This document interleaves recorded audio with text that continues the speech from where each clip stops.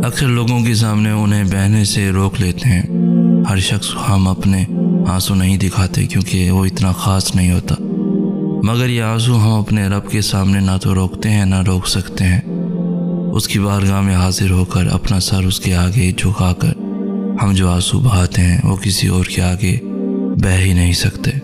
हमारे आंसू इंसानों के लिए बेजुबान होते हैं, मगर हमारे परवरदिगार के आगे यही आंसू सारी दास्तान बयान कर देते हैं। क्योंकि जैसे ये आंसू ख़ास है ना, उसकी मोहब्बत भी उतनी ही ख़ास है, बेलौज़ बेहद मोहब्बत। जब बंदा बहुत परेशान हो जाता है तो फिर उसकी तसल्ली दी गई है कि बेशक हर तंगी के बाद आसानी है।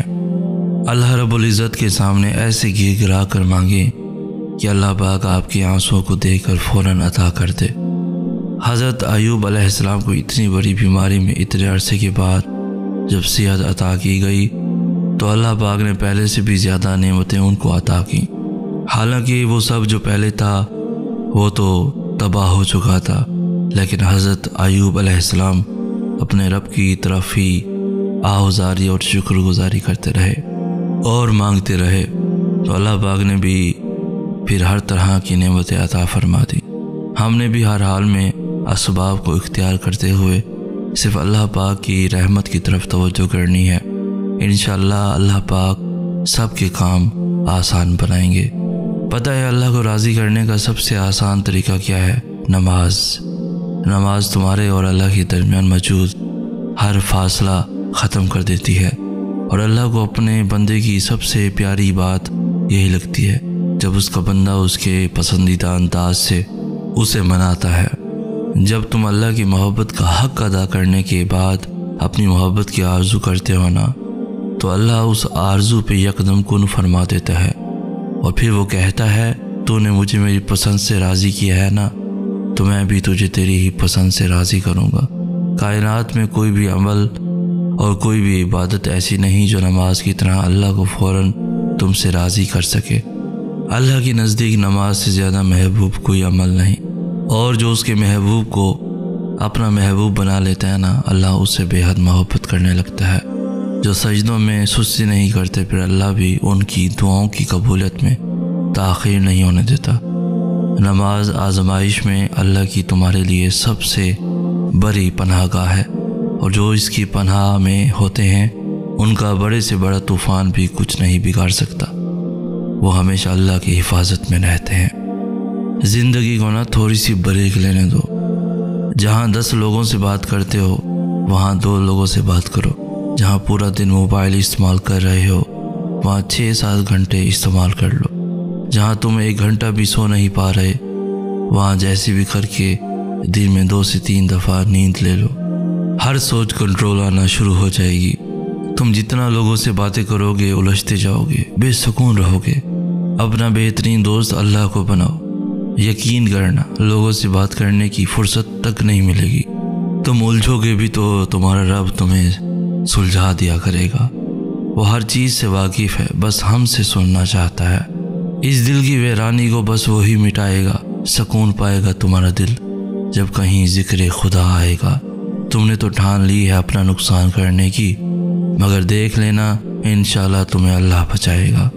दुआएं मांगते हो ना तो साथ ही खैर भी मांगा करो। बेहतरीन मांगने वाला बेहतरीन से नवाजा जाएगा। अभी नहीं लेकिन बहुत जल्द समझ जाओगे।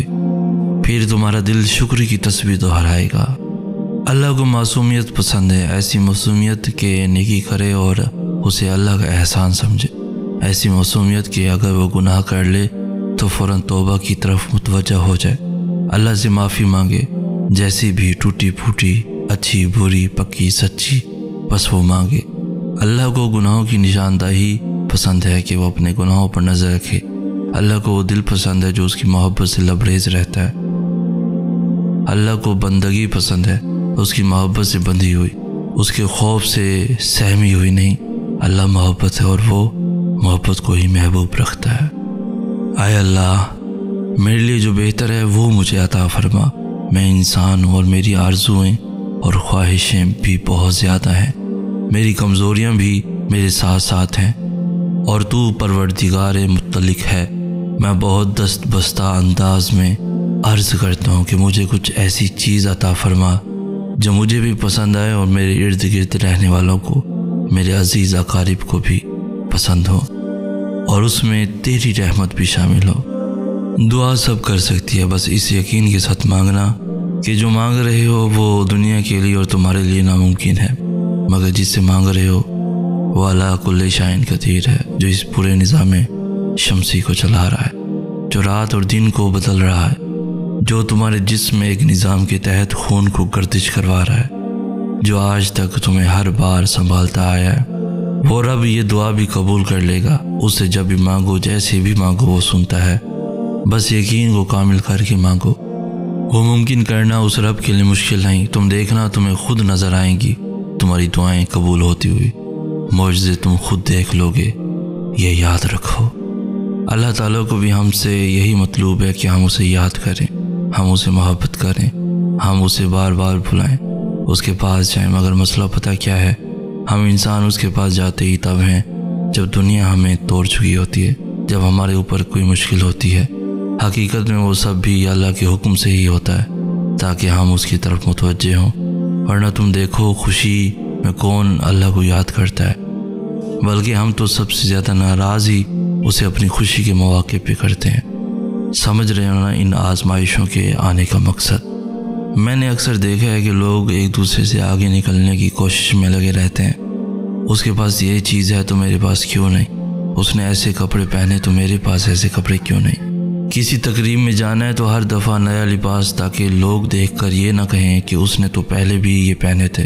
एक दूसरे से हसद रखना ये सब आम हो गया है, मगर कोई इस चीज़ में दूसरे से आगे निकलने की कोशिश नहीं करता कि उसका अल्लाह से कैसा ताल्लुक़ है।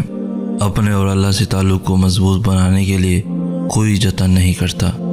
दुनियावी चीज़ की तो सब नकल करते हैं, मगर अगर दूसरा इंसान अल्लाह ताला के करीब है तो हम क्यों नहीं, वो अल्लाह के लिए नमाज़ पढ़ रहा है तो हम क्यों नहीं। आजकल लोगों को दुनिया का लालच है। अगर यही लालच नेकियां कमाने का होता तो दुनिया में बुराई के लिए जगह कम पड़ जाती। दर बदर की ठोकरें खाकर जब इंसान अल्लाह के दर तक पहुंचता है तो अल्लाह अपने बंदे को उसकी चाहत से नवाज देता है। सारी हाजतें तो उसी के दर से पूरी होनी है, फिर चाहे सबसे पहले जाओ या सबसे आखिर। ये दुख दर्द तुम्हारे उसकी तरफ से तुम्हारी सज़ा नहीं है। ये आजमाइशें तुम्हारे माजी की ख़ताओं का नतीजा नहीं है। ये बेसुकूनी तुम्हारी उसकी तुमसे नाराज़गी की वजह नहीं है। ये उसके तरीके हैं तुम्हें खुद तक बुलाने के। ये बेचैनी बेवजह नहीं है। वो अपने महबूब बंदों को सजाएं नहीं दिया करता।